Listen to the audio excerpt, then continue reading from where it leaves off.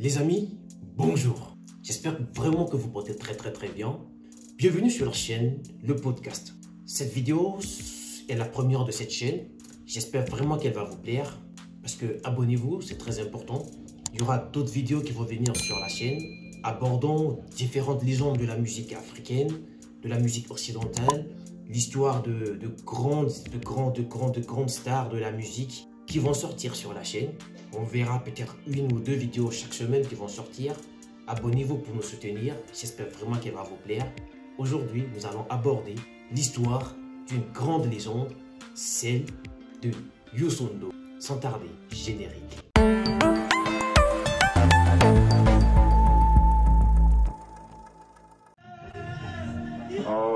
Je m'appelle Youssou N'Dour, j'ai 33 ans. Il est 7h moins 25 à Dakar, à la Médina dans la Corniche. L'eau, la Médina, le jour qui se lève, je n'ai pas encore dormi. Alors, pour recontextualiser, tout commence par le Mbalax. Le Mbalax est un rythme musical, une danse populaire du Sénégal, née dans les années 60 après les indépendances, avec pour esprit la revendication et l'affirmation forte des cultures, la pérennisation des rythmes traditionnels et religieux africains. Alors, le Mbalax prendra ses origines d'une job, une musique religieuse traditionnelle du peuple sérère qui est exécutée souvent lors des rythmes traditionnels, des rythmes d'initiation ou de passage pratiqués par les jeunes garçons sérères à l'époque. C'était un rythme musical mêlé aux instruments locaux, à savoir le sabar et le tama. Aujourd'hui, c'est presque une musique qui est connue pratiquement, ou une musique qui a connu une évolution particulière avec beaucoup d'artistes qui ont aujourd'hui incorporé un peu le jazz, la soul, la rumba congolaise, un peu de la musique latine et caribéenne, un peu, pour en faire aujourd'hui une identité musicale propre à beaucoup d'artistes aujourd'hui au Sénégal, et même on y voit un petit peu des touches dans certains grands artistes à l'étranger. Alors, Youssou N'Dour, son histoire vient un peu après les années indépendance d'un quartier nommé Médina, connu pour son histoire, sa diversité culturelle et son ambiance aussi chaude.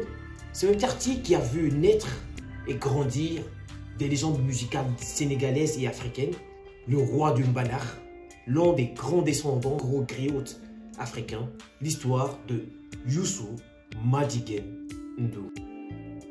Né le 1er octobre 1959 à Dakar au Sénégal, il fut le fils d'une famille de 9 enfants, d'un père Eliman N'Dour et d'une mère griotte Ndeye Sokhna Mboup.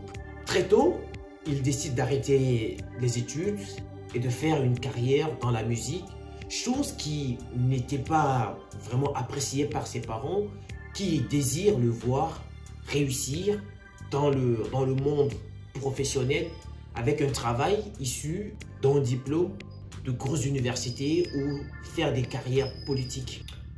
Alors, à ses 11 ans, il décide d'intégrer le groupe théâtral ciné-dramatique et très vite, il fut remarqué par un musicien du groupe Dounia Orchestra qui le recommande auprès du groupe Damono de Charlie Diop, qui 2 ans après, alors qu'il n'a que 13 ans, à l'occasion de la mort de Papa Samba Diop, le Diamono compose un morceau que le jeune N'Dour, de sa voix si particulière, a interprété lors d'un concert de soutien à sa famille à Saint-Louis.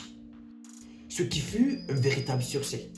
Vu la réussite de cette prestation, son père finit par être convaincu de son talent et de la vocation de son fils. Il décide de l'inscrire à l'Institut des Arts de Dakar, d'une histoire de fugue, lors d'un déplacement effectué sur Banjul pour une invitation de production sans l'accord parental. C'est ainsi que commencera petit à petit l'histoire de Youssou N'Dour. En 1979, il monta un groupe nommé l'Étoile de Dakar avec El Hadj Faye et sort son premier tube appelé Khalis, qui veut dire l'argent en français.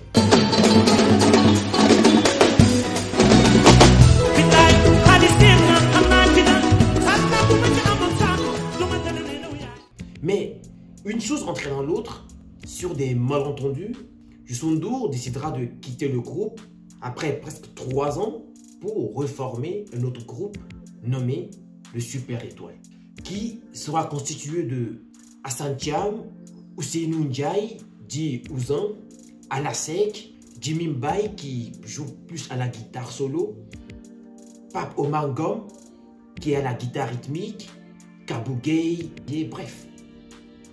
Les premiers tubes vont commencer à s'enchaîner avec son nouveau groupe, le Super Étoile. Très vite, il devient incontestablement le numéro 1 des grosses hit parades de la musique sénégalaise et plus dans le genre mbala. Dans ses morceaux, il chante la vie quotidienne, l'amitié, l'amour, l'histoire qui tourne un tout petit peu des fêtes religieuses et tout. C'est ce qui fut au début son succès.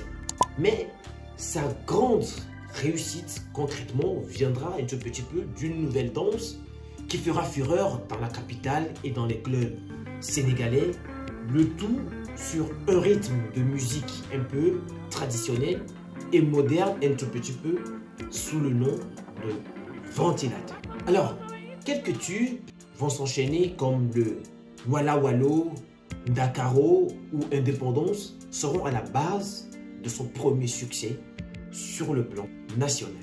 Vu son charisme et son talent, les premiers revenus commencent à rentrer. Il deviendra très vite le nouvel ambassadeur de la musique sénégalaise alors qu'il n'avait que 24 ans. Il décidera de mettre en place une petite entreprise qui emploiera déjà des musiciens, des managers, des secrétaires. Il sera aussi propriétaire du Tiosan, le club où le groupe se produit quand ils ne sont pas en tournée. Il commencera à soigner son image, celle d'un bon musulman qui ne boit pas ni ne fume.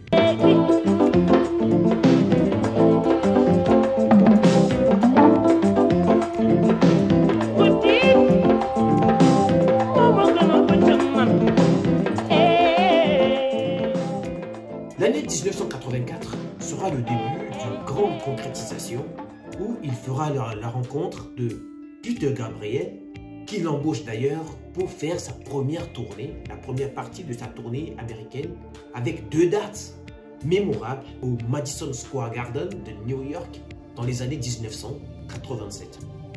Le chemin de la gloire s'ouvre désormais à notre cher papa, cher Youssou N'Dour. Il commencera à enchaîner des tournées en Allemagne, la Suède, la Finlande, la Norvège et la Suisse. Il fera son retour en Afrique. Il laissera de conquérir toute l'Afrique de l'Ouest avec ses morceaux et il lancera une tournée africaine avec son groupe Super Étoile à travers la Mauritanie et la Côte d'Ivoire. 1988, Youssou N'Dour accédera à la cour des grands via un périple mondial où les concerts sont désormais donnés au profit d'Amnesty International avec des stars comme Sting, Peter Gabriel, Tracy Chapman et plein d'autres artistes où tout au long de cette aventure, Youssou N'Dour va engager sans vraiment se rendre compte, vraiment dans une aventure qui va complètement métamorphoser son image et de la gloire nationale, il deviendra une vedette planétaire, petit à petit. Les années 89, il fera son retour au Sénégal où il lancera une nouvelle tournée locale de Rufisque à Rosso, de Kaolack à Ziguinchor et du Sénégal, il partira en tournée jusqu'en Mauritanie.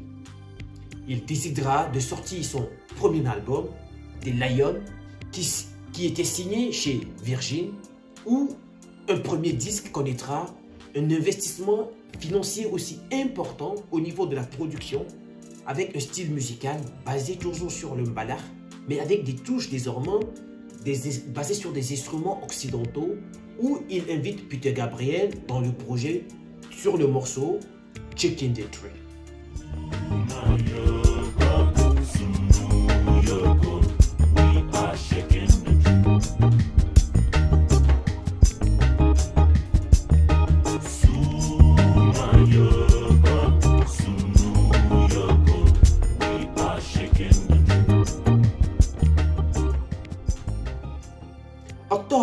1990 sortira officiellement son deuxième album, 7. Un album riche en nouvelles sonorités où vient s'ajouter le tama, les accordéons et les violoncelles. Mais comme dans le monde de la musique, les échos sont extrêmement favorables. Les ventes de son album vont vraiment être insuffisantes et le label Virgin en 91 décidera de ne plus renouveler plutôt le contrat avec Youssou et de le laisser continuer son chemin de son côté. À l'occasion d'un show à l'hommage de Nelson Mandela à Dakar en 1991, Youssou N'Dour décidera d'inviter le grand Spike Lee, un célèbre réalisateur noir américain, à venir y assister à son show. Très content du spectacle, ce dernier propose ou contacte Youssou N'Dour après pour lui proposer la production d'un nouvel album qui décidera de sortir au printemps. C'est comme ça, printemps 92 arrive, Youssou N'Dour sortira son prochain album du nom Yes Open. Le projet sera enregistré à Dakar avec son groupe et le célèbre Jean-Philippe Riquiel, qui est une icône de la world music, aveugle de naissance, est un artiste, auteur, compositeur, arrangeur, pianiste qui maîtrise vraiment son art d'une clairvoyance incroyable. Le projet Yes Open, qui enregistré dans un studio à Dakar, mais avec des instruments beaucoup plus modernes qui appartiennent à Youssou N'Dour, dont plus de 14 titres seront chantés en anglais, en wolof et en français.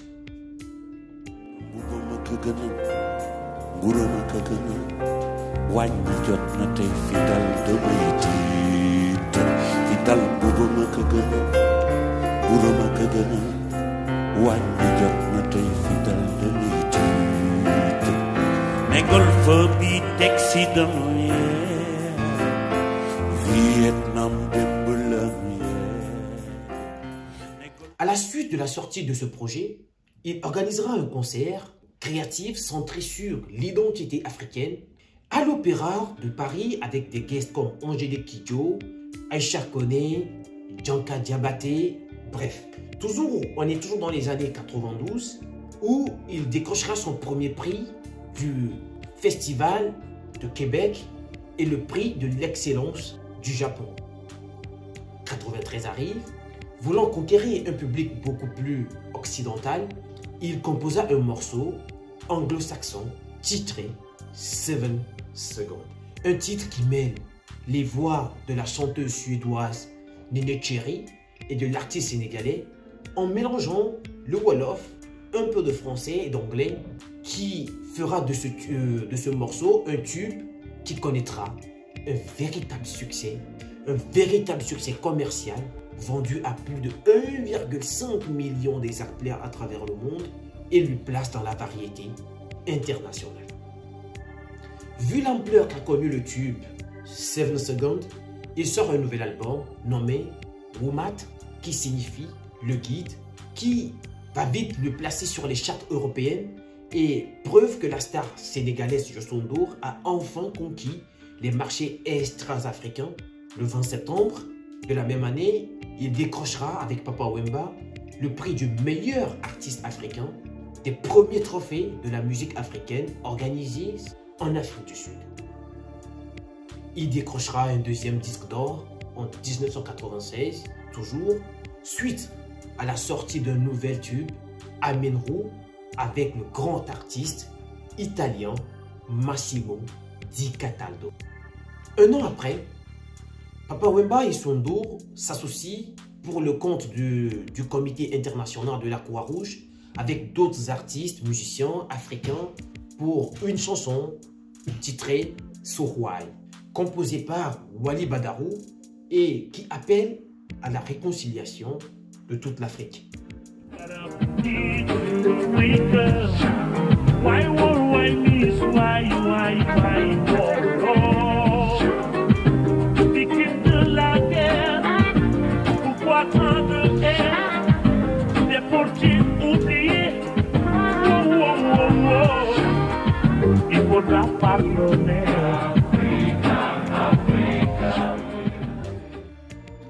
En 1988, il arrive, il composera la musique du film d'animation Kirikou et la sorcière, qui sera l'un des films les plus légendaires du monde, un film qui sera vu à travers toute la planète, de l'Afrique, aux États-Unis, en Europe, un peu partout dans le monde, un film qui jusqu'à nos jours cumule des milliards d'exemplaires vendus.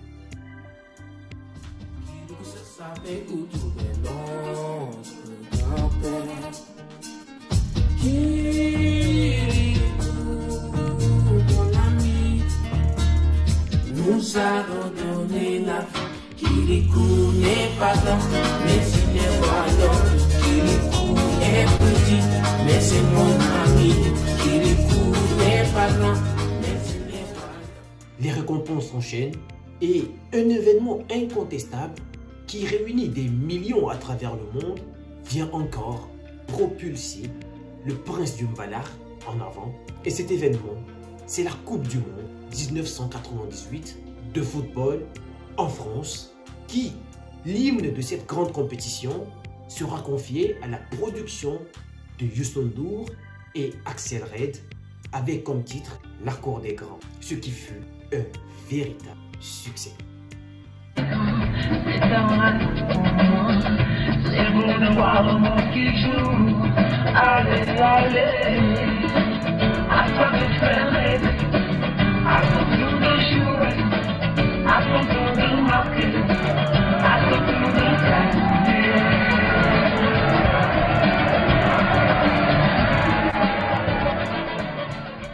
Dans les années 2000, un nouvel album sortira nommé Djoko, qui veut dire From Village tout en. Sur ce nouvel album, on verra des artistes comme les Wyclef, les Fugees, Peter Gabriel et Sting qui feront leur nouvelle apparition.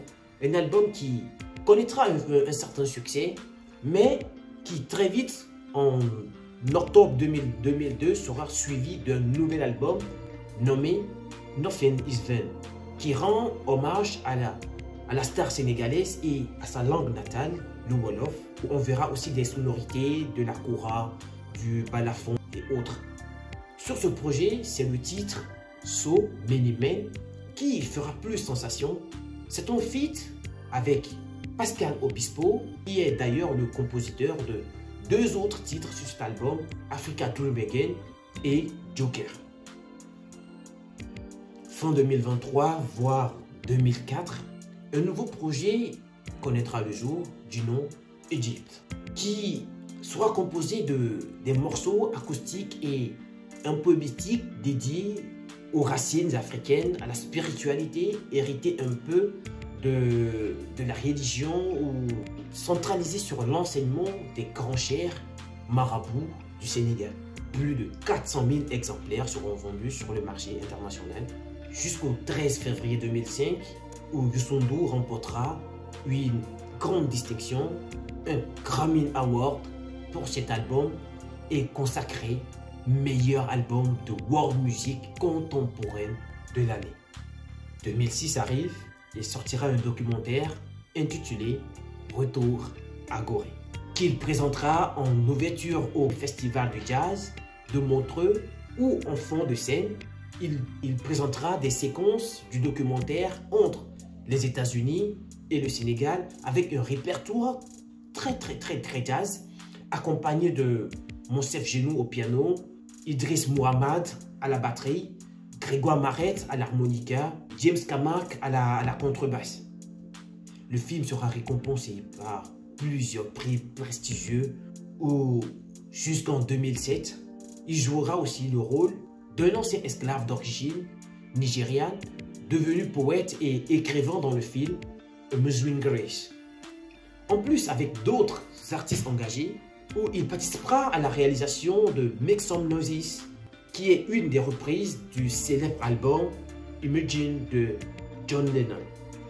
En 2008, il lancera une société de microcrédit nommée Birima avec plus de 300 000 € afin d'aider la population sénégalaise à développer une activité économique. Il s'investit encore dans plein de choses caritatives jusqu'en septembre 2010 où il lancera sa chaîne de télévision TFM télévision, Futur Média, et créera un parti politique, Fek Masibole, qui veut dire « je suis là, donc j'en fais partie » en français. Ensuite, il déposera sa candidature aux élections présidentielles, mais qui sera rejetée. Alors, il décidera de soutenir Macky Sall, qui est le futur rival de l'ancien président à l'époque, le président sortant, Abdoulaye Wade, jusqu'en 2012 où sera élu le président Macky Sall, où Youssou N'Dour sera nommé vers les mois d'avril le ministre de la Culture et du Tourisme. En 2013, il recevra le prix de Polar Music Prize pour ses contributions à la musique mondiale dans tous les genres musicaux. Par la suite, il perdra son portefeuille de ministre de la Culture, puis après celui du Tourisme, mais il sera nommé conseiller à la présidence. Il enregistrera un nouveau son titré One Africa avec la chanteuse centrafricaine Edil Mamba qui sera beaucoup plus centrée sur l'amour, où la Centrafrique était plongée vraiment dans un climat délétère marqué par des violences interreligieuses. En 2021, le monde musical sénégalais connaîtra une perte gigantesque qui s'agira du rappel à Dieu d'un des célèbres artistes du Sénégal, Thione Seck, qui aujourd'hui a jusqu'à son fils qui continue toujours par faire de la musique du nom de Wally Seck. Un événement tragique qui touchera vraiment Youssou N'Dour, qui, d'après certaines sources, décidera de faire un break loin des studios d'enregistrement et des salles de concert. L'artiste ne partira plus en studio, ne répétera plus, n'écrira plus, jusqu'à un certain moment. Mais Youssou N'Dour est désormais un artiste complet avec plusieurs prix et distinctions à son actif comme meilleure chanson mondiale de l'année au European MTV Award et le Grammy hollandais en 1995 qu'il a reçu, la nomination pour le meilleur artiste du siècle dans les années 2000, de la FAO, du BIT, avec plusieurs distinctions honorifiques des Nations Unies et autres. Quelque temps après, il décidera de faire son retour sur les médias et sera même lié à une affaire des impôts, chose qui n'a toujours pas été prouvée jusqu'à nos jours. Le 6 janvier 2024, à l'esplanade du Grand Théâtre, le roi de la musique sénégalaise fera son retour au Grand Bal. Ce sera l'un des plus grands concerts jamais réalisés dans sa carrière au Sénégal. Des centaines de personnes seront venues de l'extérieur et des milliers de personnes du Sénégal assisteront au concert, un concert d'une grande légende de la musique sénégalaise, africaine, voire planétaire. L'on se souviendra de l'histoire d'un jeune parti de rien pour conquérir le monde avec sa voix et sa détermination. L'exemple de toute une jeunesse, un modèle pour des générations et un idole, des fanatiques du Mbalar. Les amis, merci. Nous sommes arrivés à la fin de cette vidéo. J'espère vraiment qu'elle vous a plu. N'oubliez surtout pas de vous abonner. Il y a d'autres vidéos qui viendront sur la chaîne. Sans tarder, on vous dit au revoir.